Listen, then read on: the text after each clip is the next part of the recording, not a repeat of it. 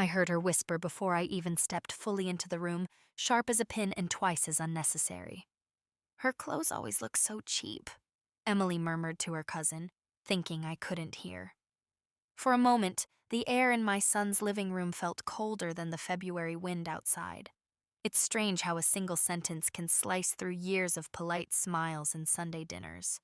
I stood there with a grocery bag in my hands, pretending I hadn't caught a word. At 67, I've learned how to walk through storms without letting the rain show on my face. But inside, something trembled. Not from the insult itself. I've been called worse things in my life. But from the realization that the girl my son chose didn't see me as family at all. Just an old woman with discount cardigans and worn leather shoes. When I was younger, I cared about clothes more than I'd admit. My late husband, Frank, always teased me about how long I'd linger over sales racks. But after he passed, life became more about paying property taxes on time, keeping the furnace from giving out, and figuring out how to stretch a pension check across an entire month. You learn to make do. You learn what truly matters. My wardrobe isn't fancy, but every piece carries a small history, a memory, a moment, a reason.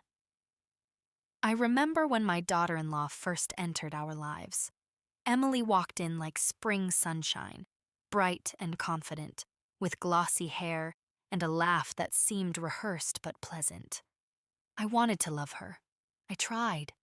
For years, I babysat, I brought groceries when they struggled, I signed loan forms as an emergency contact, I even paid for their first car repair after their transmission failed.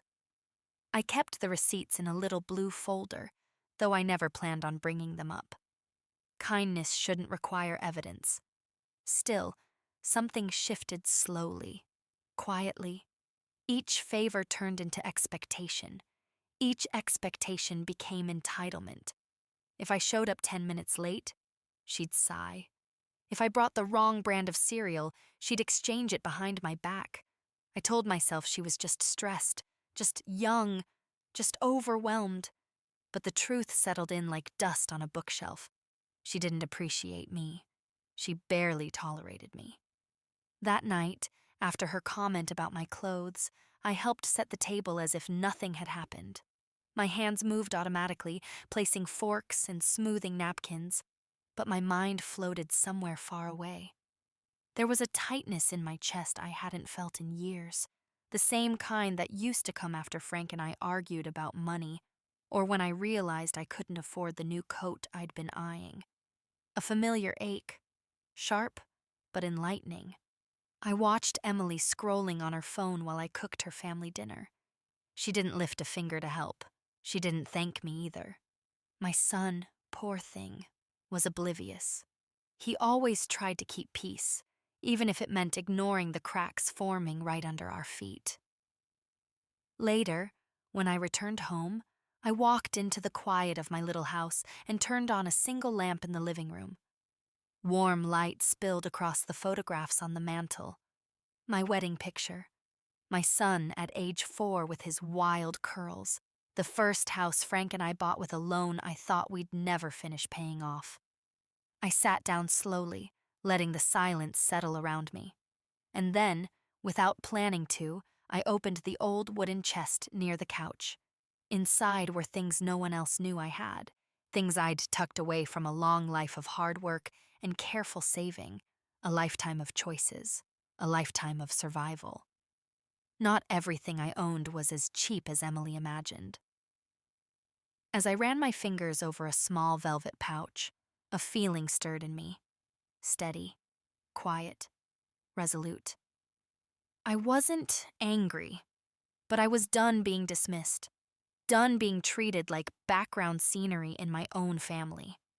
I closed the chest gently and leaned back, listening to the soft hum of the refrigerator from the kitchen.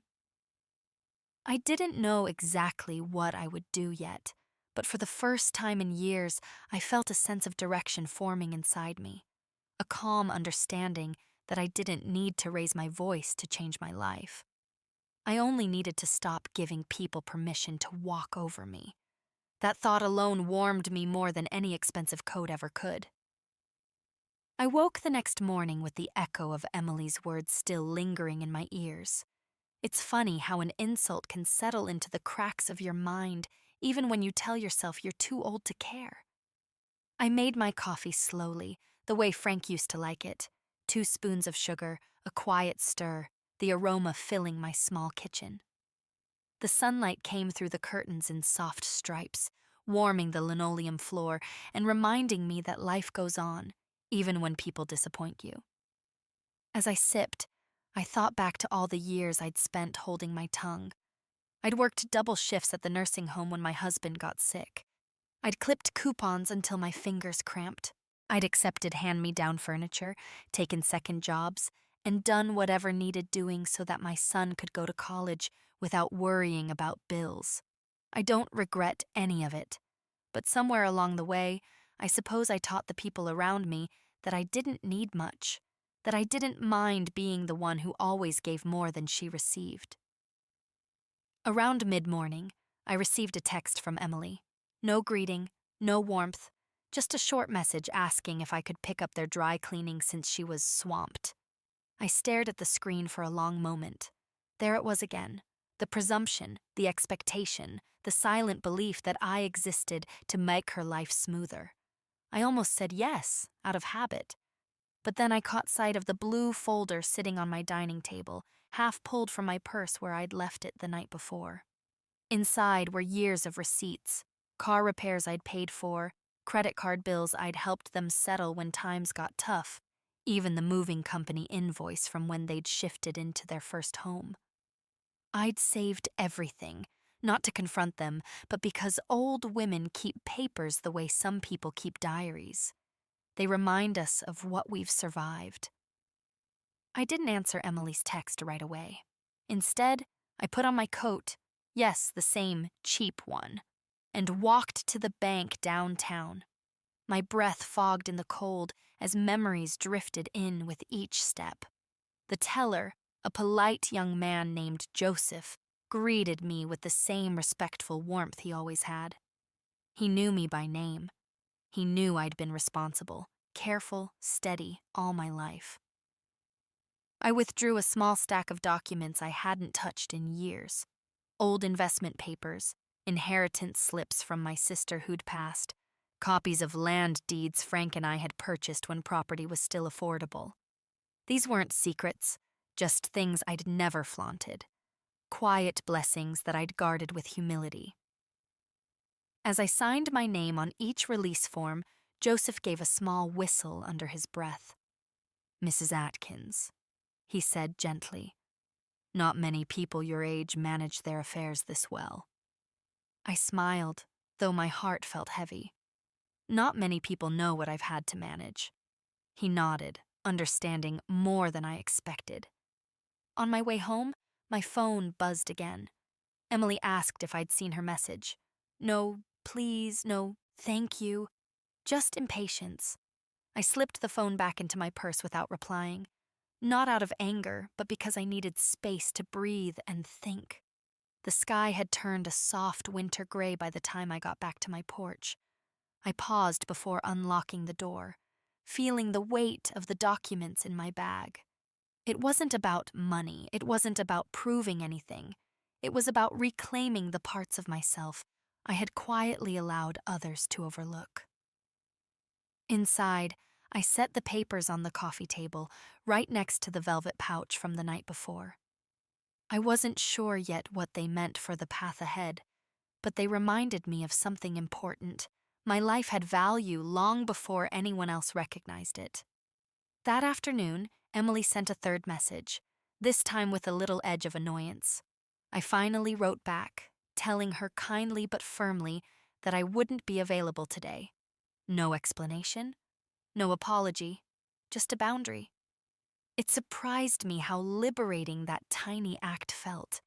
The silence after my reply wasn't uncomfortable. It was peaceful, like the stillness after a storm when the world smells clean again.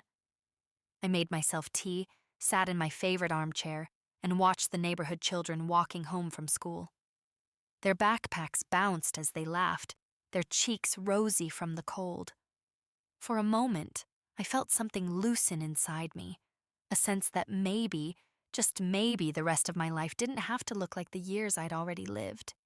I wasn't plotting anything yet, not revenge, not justice, not even a plan, but I could feel a shift beginning, subtle as a heartbeat, a feeling that the next time someone tried to diminish me, they might be surprised by who I really was. I didn't sleep much that night, not because of anger, but because my mind kept circling back to the same quiet truth. I had spent years letting people assume I was small, invisible, easy to overlook. Somewhere along the way, I'd forgotten how to stand in the light of my own worth. The morning came soft and gray, the kind of light that makes old houses creak and sigh. I wrapped myself in a shawl Frank's mother had knitted decades ago and sat at the kitchen table with a notebook. I hadn't written in it for ages, but that day I opened it and stared at the blank page as if it were waiting for me. My thoughts drifted to Emily again, her sharp comments, her impatience, the way she glanced at me when we were in public, as if hoping I wouldn't speak too loudly or embarrass her. I had brushed off so many moments over the years.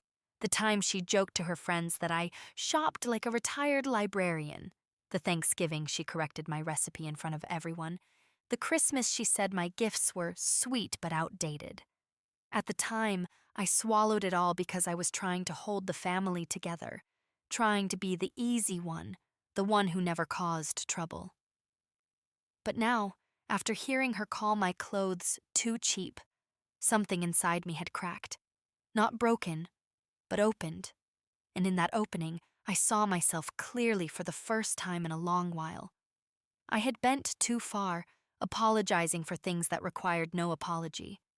As I sat with these thoughts, I found myself whispering aloud, "When did I start believing that my gentleness made me weak?" My own voice startled me. It sounded steadier than I felt. A little after 10, my son called. His tone was warm, distracted, unaware of the storm quietly building behind my calm exterior. "Mom, Em said you were kind of short with her yesterday. Everything okay?" he asked.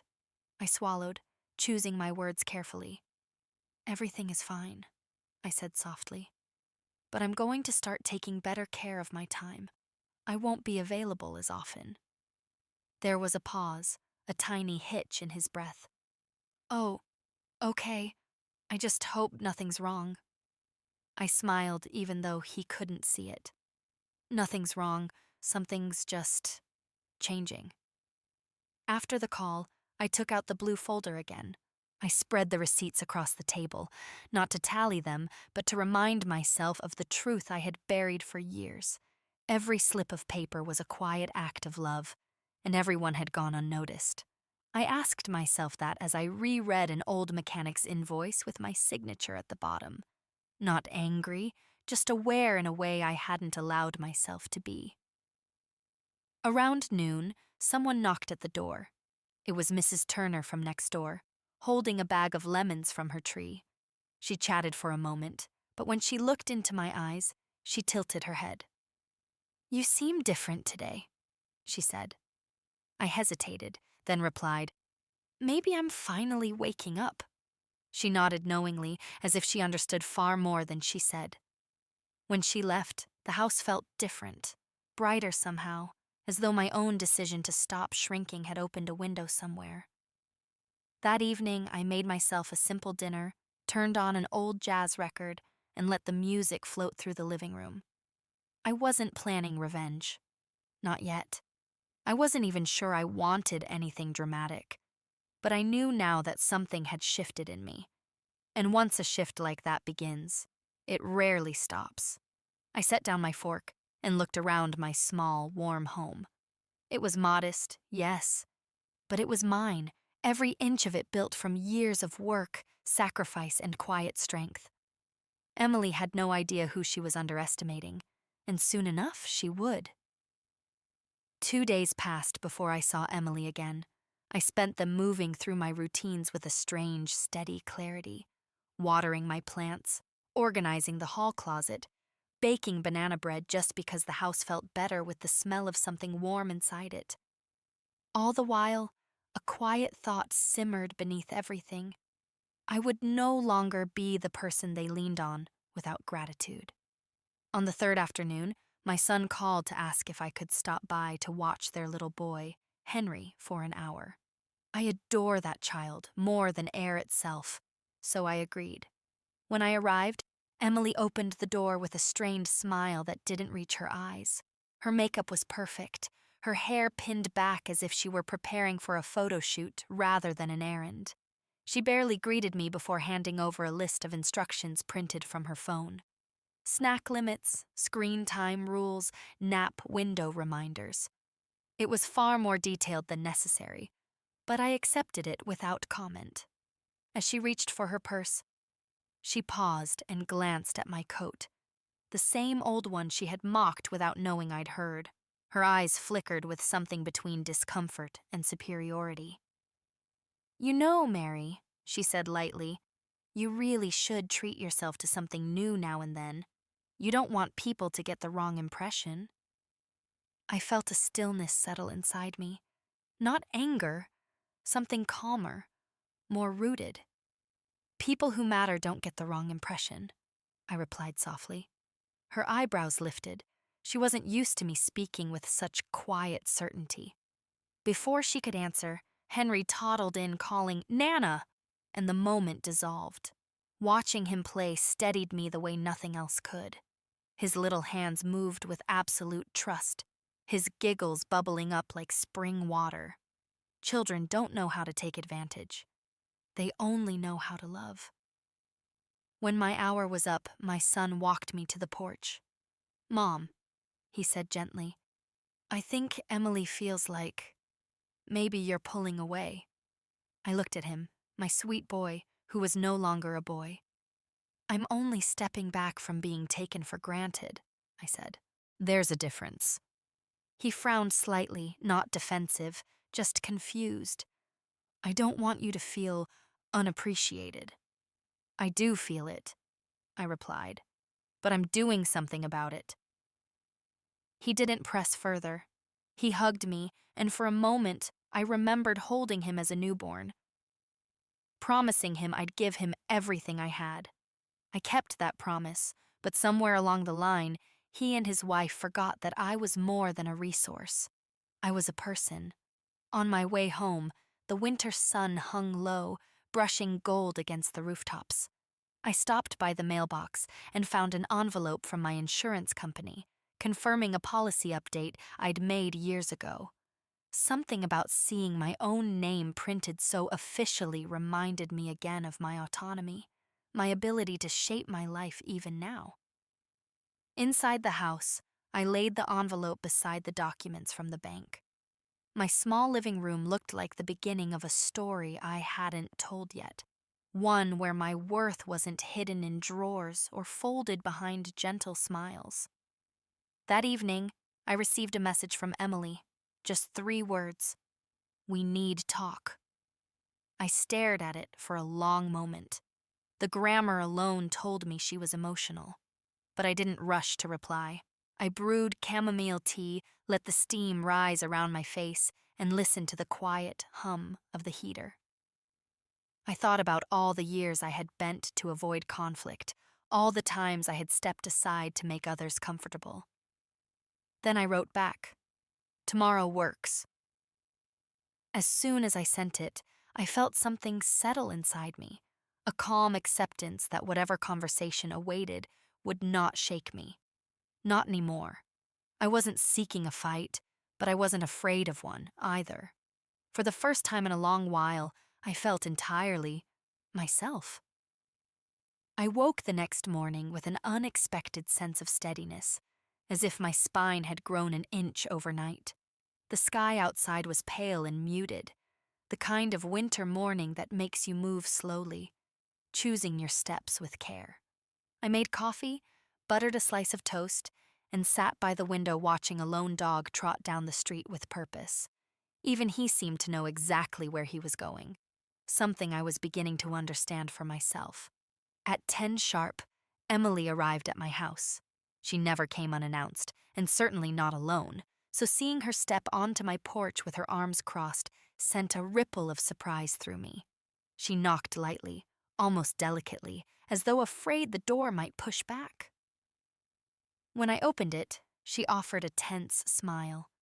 "Mary, do you have a few minutes?" "I do," I said, stepping aside. She walked in slowly, looking around as if seeing my home for the first time. Her eyes lingered on the wooden chest near the couch, the framed photo of Frank, the tidy little stack of insurance statements and documents on the coffee table. It made her uneasy, though I wasn't sure if she even understood why. We sat across from each other, the silence stretching just a bit too long before she finally spoke. "I feel like things have been different between us," she began. Her voice was measured, like someone reading from a script they didn't fully understand. "You're being distant, and I feel like you're judging me." I studied her face. Her makeup was perfect, but her eyes were tired. This wasn't cruelty. It was insecurity disguised as entitlement, something I had never allowed myself to see clearly. "I'm not judging you," I said softly, "but I am setting boundaries." She blinked, clearly not expecting that answer. "Boundaries? From me?" "From everyone," I corrected. She let out a shaky breath. "Is this because of the dry cleaning? Or because you didn't want to help the other day?" "It's because I've spent years doing things I was never thanked for," I replied gently. "And because I heard what you said about my clothes." Her face drained of color. "You heard that?" "Yes." For a moment, she looked like a child caught stealing from the cookie jar, eyes wide, lips parted, shame flooding in after the shock. "Mary, I didn't mean it like that. I was venting. I was being stupid." I nodded slowly. "I know people say things they don't mean, but sometimes they reveal what they really think." She looked down at her hands. "I'm sorry," she whispered, and I believed she meant it. But apologies don't erase patterns. I leaned back slightly. "Emily, I've helped you and my son in ways you never even realized. I wasn't keeping score, but I won't keep giving parts of myself to people who don't see me." Her eyes flicked to the receipts on the table, accidental but telling. "Is that what this is about, money?" "No," I said. "This is about respect." She swallowed hard. "I didn't know you felt this way." "I didn't know either," I admitted. "Not until recently." She nodded, her gaze drifting to the window. The weight of the conversation settled thickly in the room, but not uncomfortably, more like truth finally finding a place to rest. "I want us to get along," she said quietly. "I really do." "And I want that too," I said. "But getting along can't mean me carrying the weight while you walk freely." She absorbed that, her breath hitching just slightly. "I'll try to do better," she said, sounding more sincere than I'd ever heard her. "I hope so," I replied, "for all our sakes." When she stood to leave, she hesitated at the door. "Thank you for telling me honestly," she said. Honesty, such a simple thing, yet so rare between us until now. After she left, the house felt strangely lighter. I sat down on the couch and exhaled deeply, realizing how long I'd been holding my breath, not just this week, but for years. I wasn't finished with this journey, not even close. Something deeper was unfolding, something that would require clarity and courage. But today, I had spoken my truth, and sometimes that alone can begin to change an entire life. The next morning felt strangely quiet, as if the world were holding its breath. Even the birds outside seemed softer, their chirping gentler than usual. I sat with a cup of tea warming my hands and let my thoughts drift back to the conversation with Emily. It had been honest, yes, but honesty doesn't magically fix what's been worn thin over years. It simply exposes the fabric so you can decide whether to mend it or set it aside. I opened the wooden chest again, not because I needed anything inside, but because touching the velvet pouch grounded me. It reminded me of a life I had lived long before Emily ever judged my clothing choices, long before anyone mistook my modesty for weakness. I traced the soft edges and let memory settle over me like a shawl. Later that afternoon, I drove to the community center to drop off some canned goods. The receptionist, a cheerful woman named Linda, asked how I was doing. I almost said fine, the way I always do, but something made me pause. I'm learning to stand up for myself, I said instead. She smiled knowingly. It's never too late for that. Her words stayed with me as I walked to the bulletin board to post a flyer for an upcoming neighborhood meeting. There, taped crookedly on the corner, was a notice about revised city property assessments, details about tax adjustments, exemptions, deadlines. I read it twice, slowly, remembering how carefully Frank and I had planned every financial step we ever took, how no one, not even my own son, knew the full picture of what we'd built together. On the drive home, my phone buzzed with a message from Emily. Thank you again for earlier. I've been thinking a lot. It wasn't long, but it was genuine. And yet, part of me wondered whether she understood the deeper truth, that my shift wasn't about her alone. It was about reclaiming space in a life where I had allowed myself to become small. When I got home, I checked my mailbox and found a letter from the county clerk's office, a renewal reminder for a land parcel that had once been considered worthless. But now developers were quietly circling the area. I had received several offers over the past few years, all politely declined. Emily had no idea. My son had no idea. None of them knew that the cheap grandmother in worn shoes owned something very few people did anymore: time-tested patience and assets earned through decades of sacrifice. As I set the envelope on the coffee table, I felt a new clarity settle inside me. I didn't want revenge in the bitter sense. I wanted recognition, rooted in truth, not pity. And I realized that sometimes the most powerful shift happens not with grand gestures, but with small changes in how you present yourself to the world. That evening, my son stopped by after work. He looked exhausted, loosening his tie as he stepped inside. "Mom, Emily told me about your talk," he said cautiously. I didn't realize things had gotten so strained. I studied him for a moment, seeing not just my child, but a grown man trying to balance loyalty, love, and confusion. "I never told you," I said. "I didn't want to burden you." "You're not a burden," he said quickly, sitting beside me. "You've always been the one holding everything together." His voice cracked just slightly, and something in me softened. "Maybe that's the problem," I whispered. "I shouldn't have had to hold everything alone." He put his hand over mine, and for a moment, we just sat there, two people learning each other again after too many years of polite distance. As he prepared to leave, he hesitated at the door. "Mom, are you angry at us?" I shook my head. "Not angry, just awake."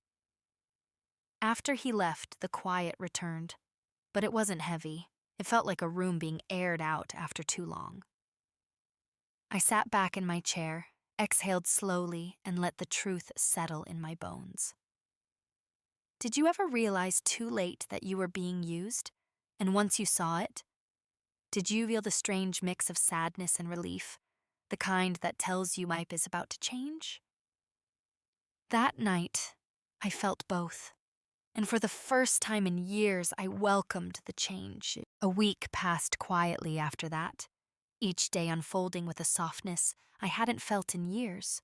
I moved through my routines with a steadier pulse, noticing small details I used to overlook: the way morning sun slid across my kitchen tiles, the faint scent of pine from the cleaner I'd used after mopping, Even the comforting hum of the old refrigerator Frank once repaired himself. Life felt calmer, clearer, as if someone had finally wiped a foggy window. But beneath that calm ran a subtle current of anticipation. I knew a shift had begun between me and Emily, and shifts like that rarely stay small. I just didn't know yet where it would lead. One Thursday afternoon, I decided to visit the local thrift shop. Not out of need, just habit. Frank and I used to wander through places like that, picking up books or small trinkets, laughing at odd antiques. Those were good memories, gentle ones. As I browsed the shelves, I heard someone call my name. Mary? Mary Atkins? I turned to see Officer Daniels, a long-time acquaintance. He'd handled the paperwork when Frank passed and had always spoken to me with a respectful calm that put me at ease. I haven't seen you in a while, he said, smiling as he removed his hat. How have you been holding up? Better than I expected, I said honestly. He nodded. Good to hear. You know, we still have an open file connected to that land parcel of yours out by the ridge. Developers have been asking about it again. You might want to review the documents, just so you're ready. I felt a small flicker of something.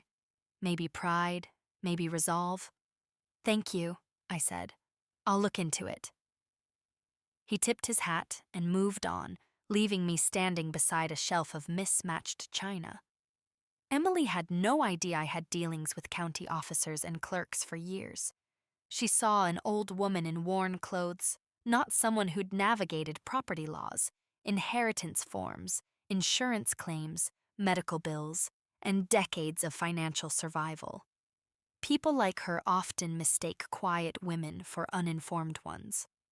When I got home, there was a message from Emily waiting for me. Could you come over tonight? I need help with something important.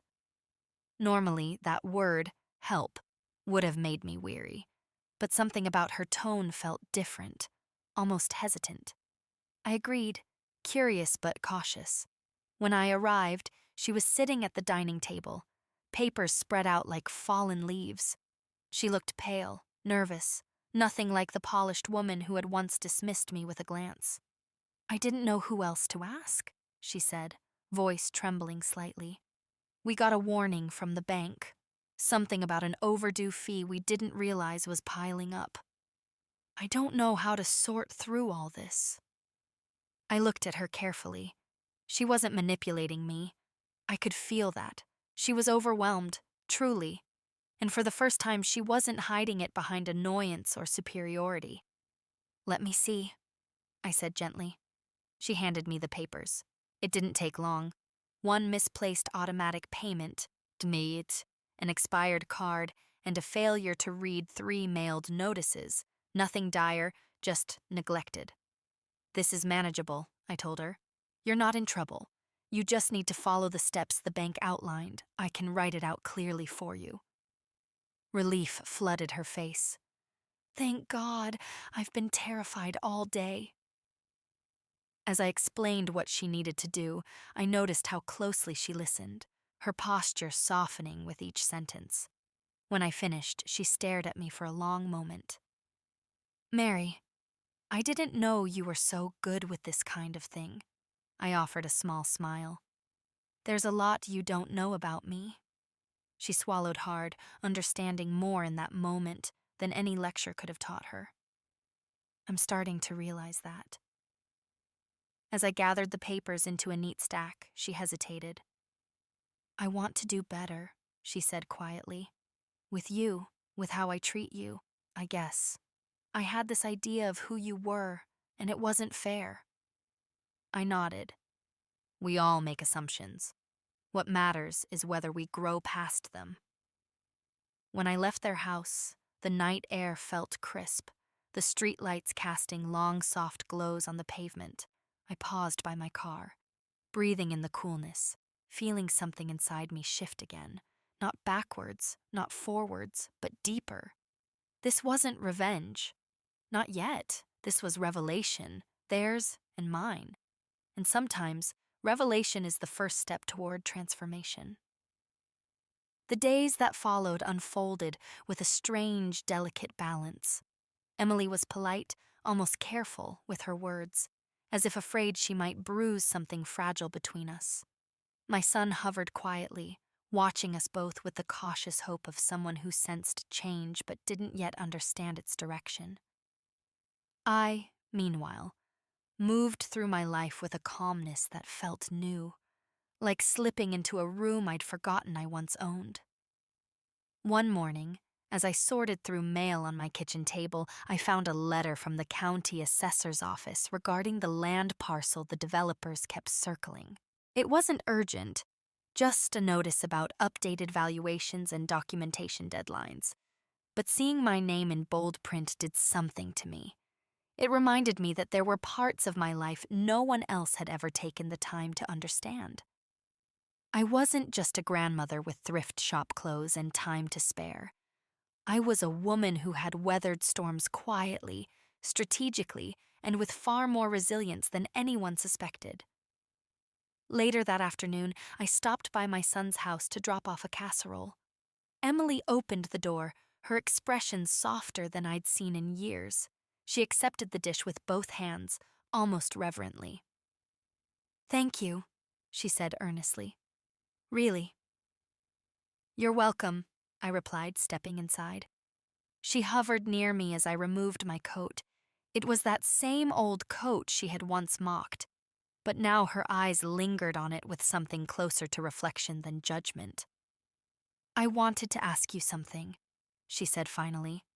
How did you learn about all that financial paperwork the other day? You handled it better than I could have." I smiled gently. Life teaches you things when you don't have anyone else to rely on. She shifted, her voice barely above a whisper. "I guess I've always had someone. I never thought about what it means not to." I nodded, letting the silence settle. Growth is a quiet thing. It never arrives with fireworks. As I moved toward the kitchen, I noticed her phone buzzing on the counter. A text message preview flashed on the screen, a coworker asking if she had resolved the banking issue. Emily's shoulders tensed, and I could see the embarrassment flicker across her face. She wasn't accustomed to vulnerability. She wasn't used to needing others. She cleared her throat.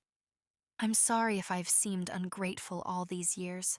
I was raised to believe appearances mattered more than they should." I placed a casserole dish in the refrigerator and closed the door softly. "Appearances fade," I said.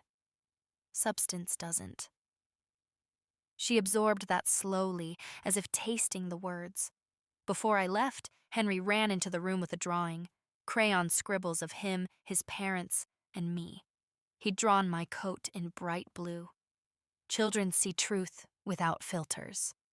At home that evening, I set my purse on the couch and pulled out the county notices again. For the first time, I didn't just glance through them. I studied them. The rising land value, the developer interest, the options laid out in formal language. It wasn't about showing anything to Emily or my son. It was about clarity. My financial quiet had protected me for years, but it had also kept me small in the eyes of people who didn't know better. I gathered the documents that truly mattered: property deeds, account summaries, investment notes Frank and I had set up decades ago, and organized them carefully. This wasn't the beginning of a plan, not exactly, but it was the beginning of understanding the leverage I already had. As night settled around the house, I turned on the porch light and stepped outside. The neighborhood was still, the kind of stillness that lets you hear your own heartbeat. For the first time in a long while, I felt not just calm, but powerful. Not in a loud, boasting way. Quiet power. The kind people overlook until it's too late to dismiss. I wrapped my shawl tighter and smiled into the cool air. Life was shifting, yes. And I was shifting with it, finally in the direction I chose. I didn't expect anything unusual that Sunday morning, yet there was a heaviness in the air that told me something was coming. It was the kind of weight you feel before a storm, not loud, not chaotic, but inevitable.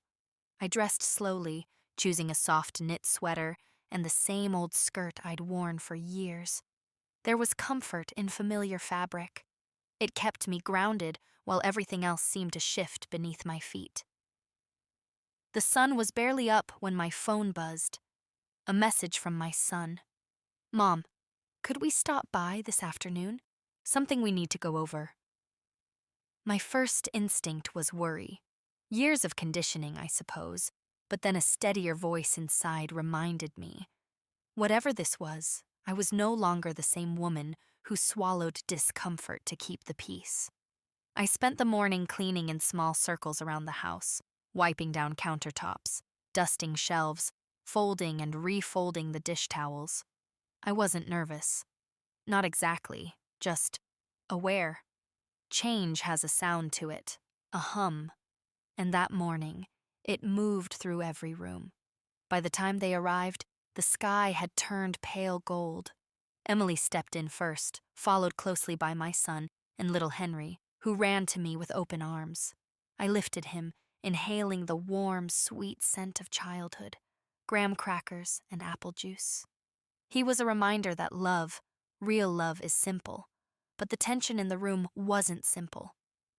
Emily stood near the couch, her hands clasped tightly. My son shifted his weight from foot to foot, glancing at her, then at me. Finally, he spoke. "Mom, Emily got a letter from the developer's office. About your land." I raised an eyebrow. "My land?" Emily swallowed. "They sent an inquiry. I guess they found out it connects to some of the properties they're trying to acquire. They thought it belonged to us." I blinked slowly, letting the words settle. "To you?" She nodded, cheeks flushing. "We never told them it did. Someone must have assumed." "No," I said quietly. "Someone hoped." Silence thickened the room. My son stepped forward.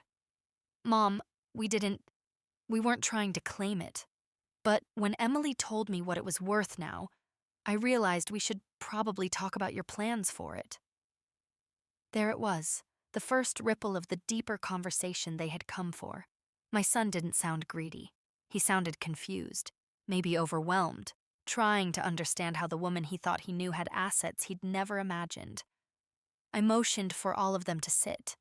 My living room felt suddenly small, like it was holding its breath along with the rest of us. "Tell me what you're thinking," I said. My son looked down at his hands. I never knew you owned something like that. And if it's worth as much as the developers say, maybe you should consider selling.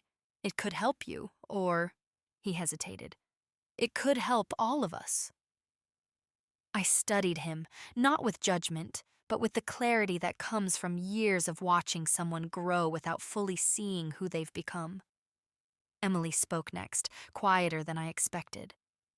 "I think your son assumes you're struggling more than you let on. We both did." I held her gaze. "Did you assume that because of my clothes?" She blinked hard. "Maybe.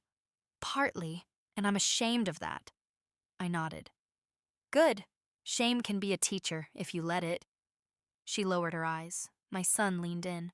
"Mom, we love you. We just want to understand.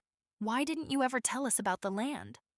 "Because," I said softly, "it wasn't relevant to your lives, and it was never meant to be your safety net." He stared at me, startled. I softened my voice. "When your father and I bought that land, it was a dream. We hoped to build a little cabin one day, a place to retire, but life got in the way. Illness, bills, your schooling, so the land stayed untouched. We kept the rights, paid the taxes, renewed the paperwork every year. It was ours, something we built for our future. And when he passed, it became mine." I reached for the envelope from the assessor's office lying on the table. "And I intend to decide its future myself." Emily shifted nervously. "Of course. We didn't mean to pressure." "You didn't pressure," I said calmly. "You assumed." Her cheeks burned again, but she nodded in acknowledgement. Henry tugged at my sleeve then, sensing the grown-up tension. I lifted him into my lap, grateful for the grounding weight of his small body. He traced the buttons on my sweater as if unaware of the storm brewing around us. "Emily," I said gently, "you once called my clothes cheap. Do you remember?" Her eyes widened with guilt. "Yes."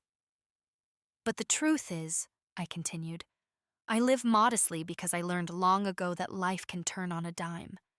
Your father-in-law and I struggled plenty in our early years, so when we finally had something saved, we saved it carefully, and I never spent to impress anyone. Not neighbors, not co-workers, and certainly not family." She exhaled shakily. "I understand that now."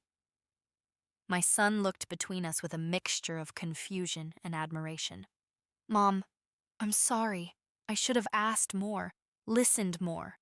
I just assumed you were fine keeping things simple." "I am fine," I said, "but simple doesn't mean small." He nodded slowly. The room settled into a fragile stillness, the kind that comes when truth finally fills the space where assumptions used to sit. But the real turning point came when Emily reached into her purse and pulled out a small folder. "I went through our expenses this week," she said, voice trembling but determined. "And I found things you paid for that I didn't realize. Bills from years ago, repairs, medical co-pays. I didn't know how much you had done for us." She opened the folder and placed several printed statements on the table.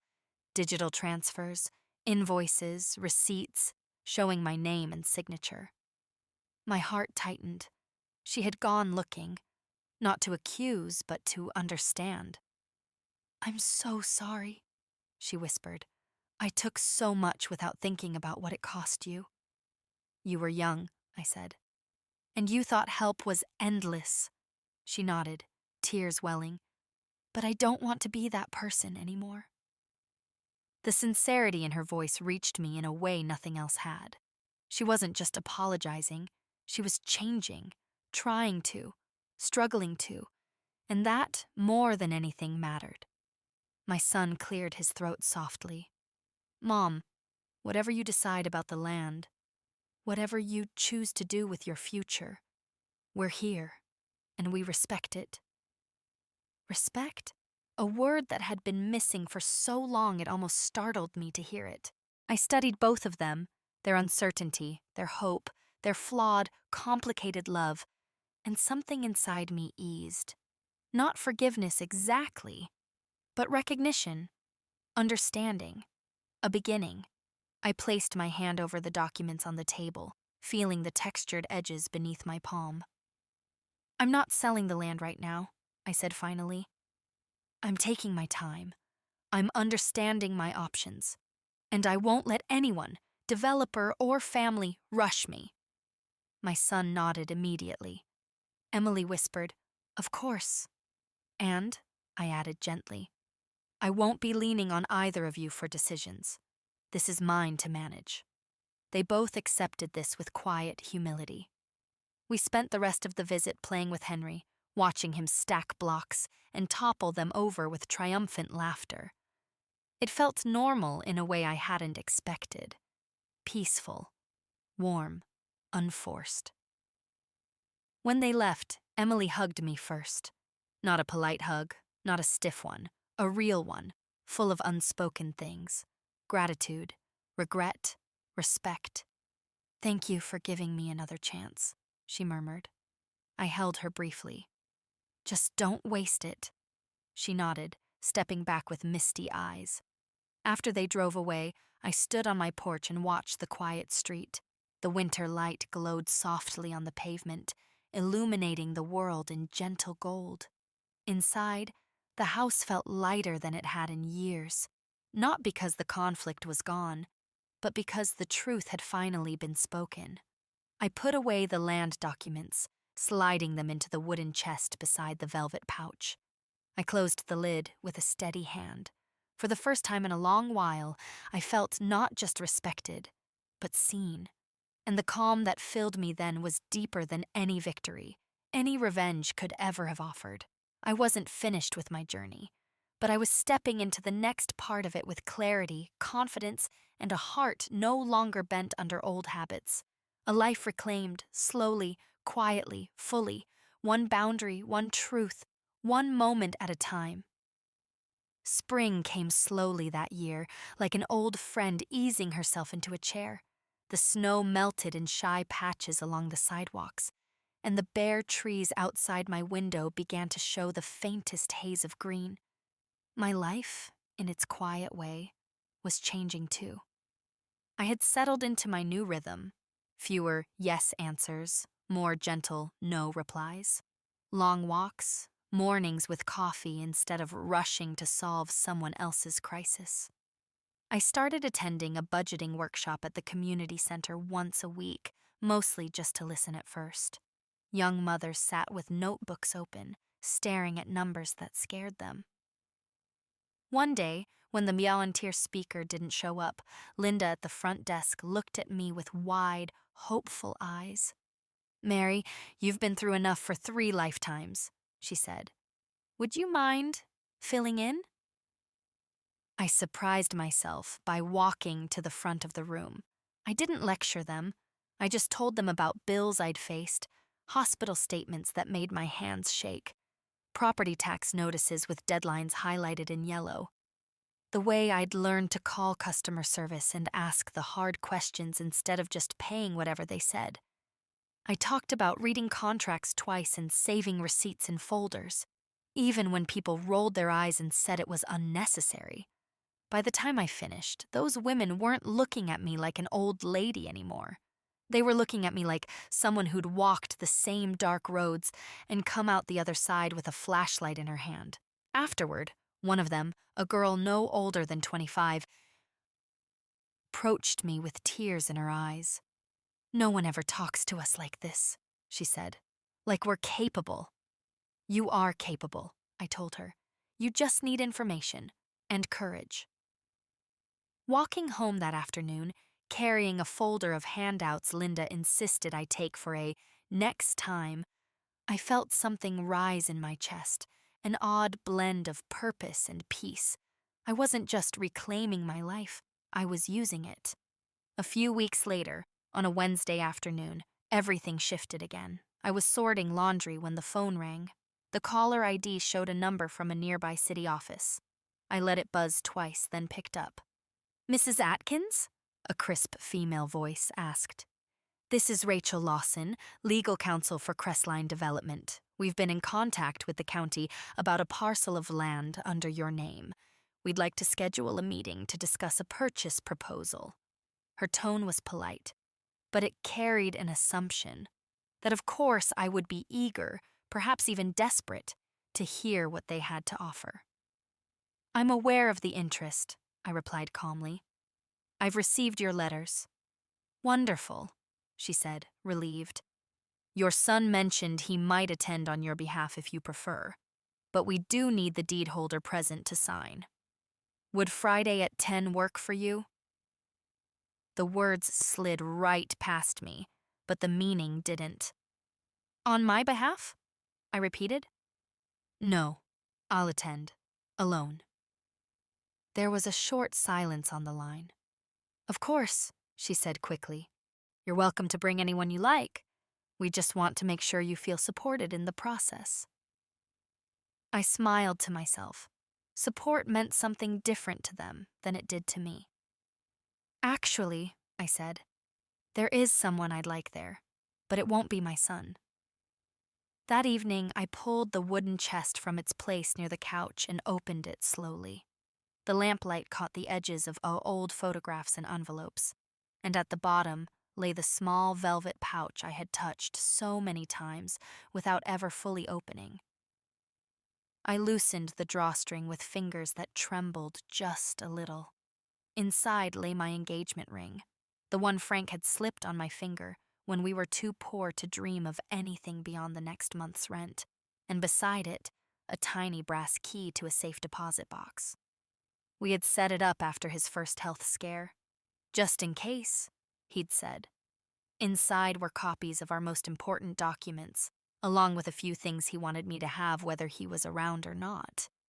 Looking at that little key, I felt him with me again, calm and steady. "You can handle this, Mare," I could almost hear him say. You always could. The next day, I took a bus downtown and walked into the office of a local attorney, a man recommended by Officer Daniels when I'd run into him again at the thrift shop. The attorney, Mr. Collins, was in his late 50s, with silver at his temples and a way of listening that made you feel your words weighed something.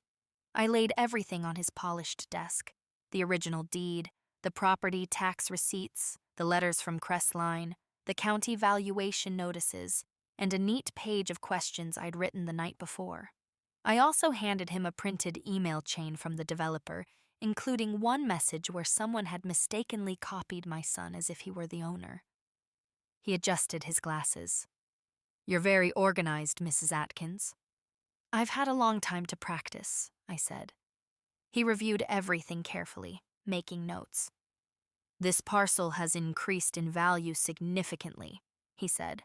They'll want it badly, especially if it connects their existing lots. The initial offers you've received are low. I thought so, I replied. I don't need anyone taking advantage of my age.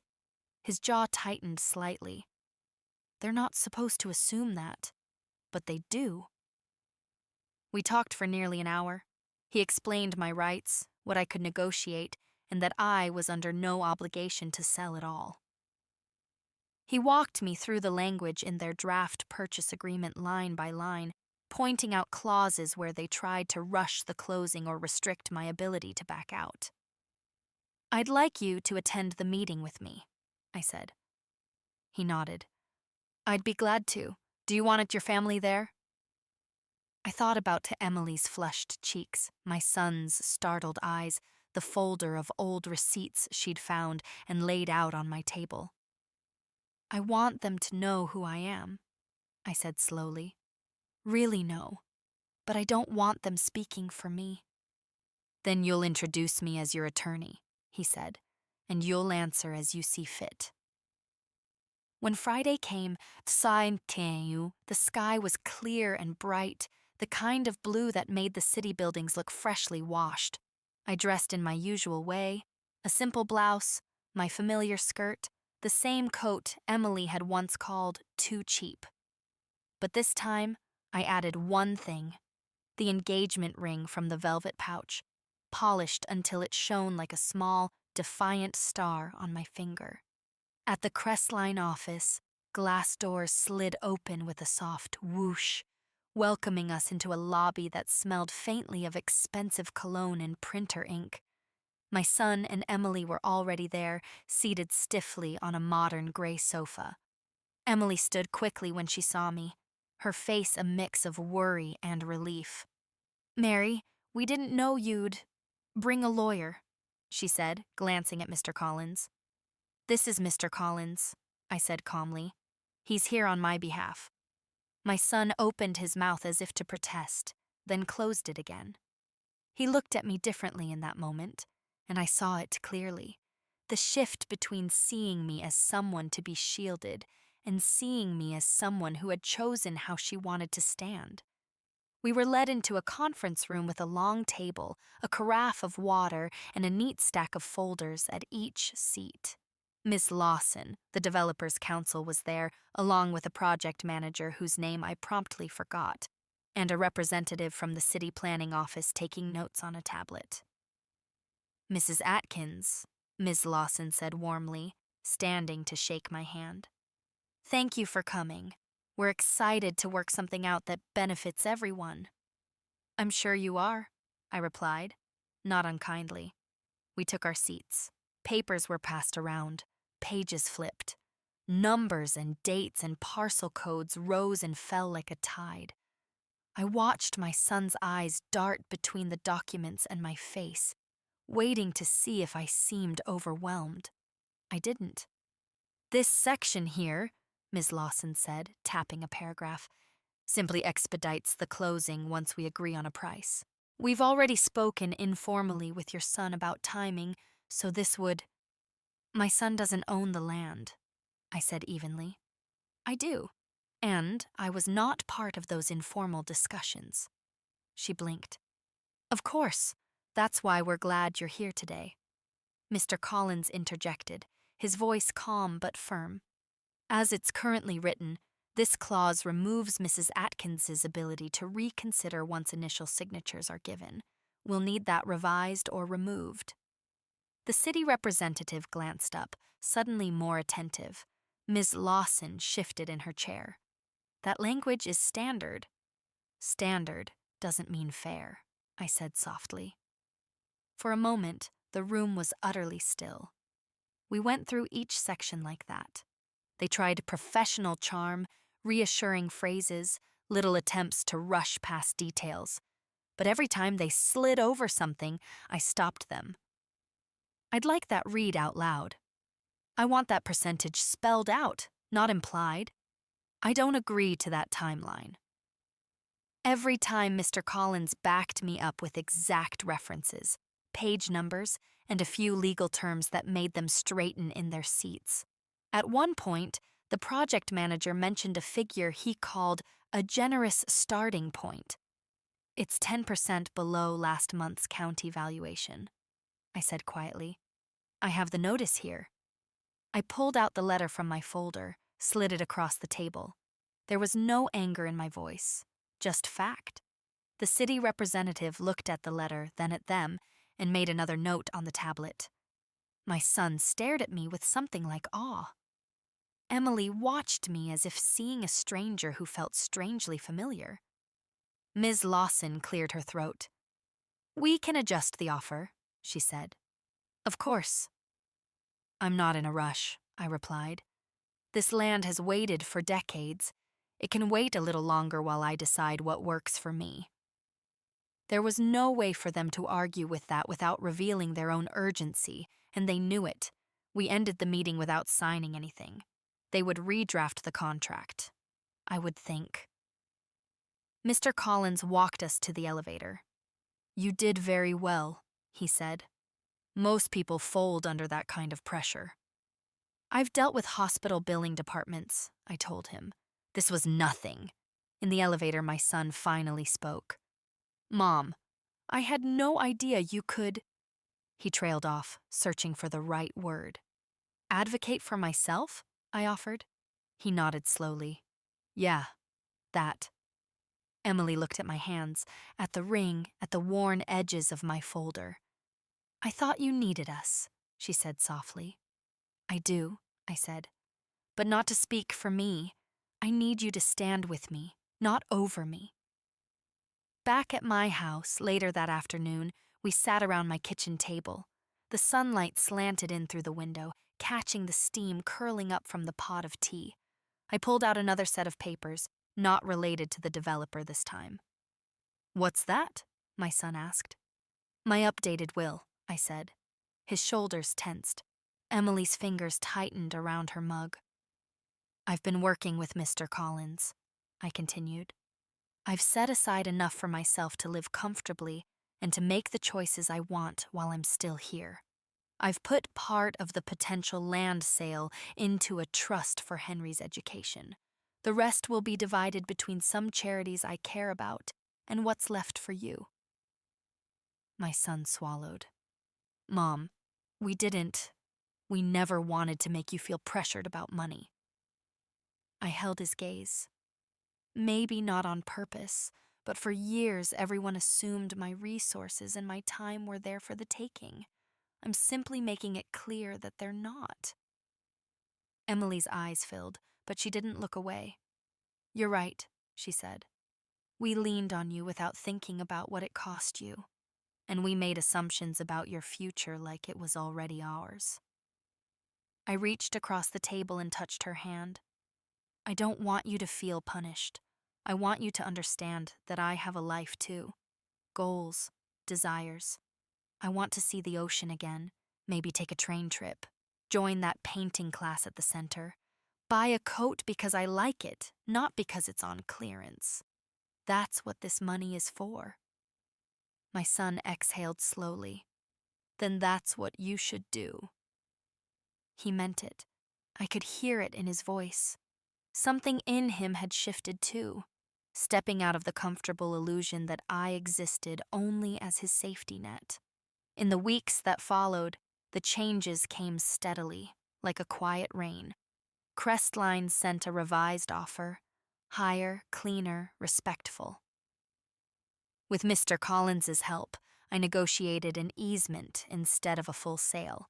Then later, a partial sale at a price I chose, on a timeline I controlled. The funds were handled carefully, documented clearly, funneled into accounts with my name at the top, and clear instructions for what happened to them when I was gone. I didn't buy designer clothes or move into a mansion. That's not who I am. But I did get my roof repaired without worrying if the check would bounce. I upgraded my old refrigerator that had been humming like a tired old man for years. I signed up for a painting class and a gentle yoga group at the community center, paying the registration fee with my card and a small, private smile. And one crisp autumn afternoon, I took myself to a department store and walked slowly through the racks. A young saleswoman approached. "Can I help you find anything, ma'am?" "Yes," I said. "I'd like a good, warm coat, something that will last. Not flashy, but well-made." She brought me several. I tried them on in front of the mirror, turning this way and that. When I settled on a deep forest green wool coat with a clean cut and sturdy stitching, I ran my fingers along the buttons. It wasn't cheap. It wasn't extravagant either. It was simply right for me. At the register, I handed over my card. The transaction appeared on the screen. Amount, approval, available balance. No flinch, no quiet panic. Just a grown woman buying what she wanted with money she had earned and protected. When I wore that coat to my son's house for dinner the following week, Emily's eyes widened just slightly. Not in envy, but in understanding. "It suits you," she said softly. "It does," I agreed. She helped set the table that night without being asked. She handed me a dish and said, "You sit, I've got the rest." It wasn't just the chore she was taking on. It was the shift in how she saw me. In time, our relationship softened. She started calling me just to talk, not to ask for favors. She invited me to lunch with her friends, not to show off a helpful mother-in-law, but to include me. When someone complimented my coat, she smiled and said, "She has great taste." And I could tell she meant it now in more ways than one. At the community center, I began leading a regular money and paperwork circle. I brought in old copies of hospital bills and insurance forms, with the names blacked out, showed the women where to look for hidden fees, how to read the fine print.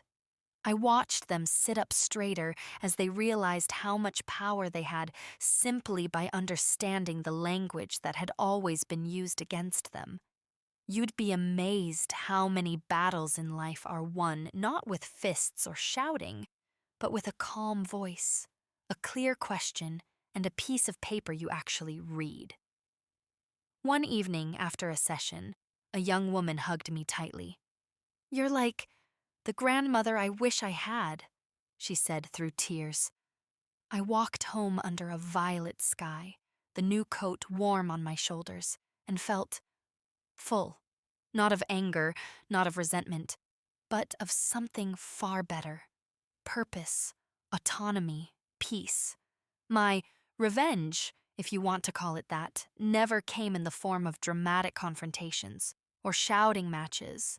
It came quietly, through contracts I actually understood, through boundaries I finally enforced, through the simple act of saying, "No, that doesn't work for me," and letting the silence handle what came next. And yes, there was a certain satisfaction in watching people who had once dismissed me realize they'd never really known me at all. But the real victory wasn't in their shock. It was in my freedom. Freedom to decide where my money went. Freedom to decide how my time was spent. Freedom to be more than useful, to be whole. I still wear the old clothes sometimes. Habits don't vanish overnight. But now, when I put on that original cheap coat to take out the trash or water the flowers, I smile. Because I know what hangs next to it in the closet. And more importantly, I know what I carry inside me. Respect for myself first, and then, finally, from others. As I sit here now, the evening light slanting across my living room, Henry's latest drawing taped to the fridge, my will updated, my papers in order, my life finally shaped by my own hands, I've learned one thing above all. You can't always stop people from underestimating you. But you can decide, any age, to stop living as if they're right. Thank you for staying with me through this story, for listening to an old woman's heart. If my journey meant something to you, I'd be grateful if you liked this and subscribed so we can share more moments like this together. And tell me, if you were in my place, what would you have done?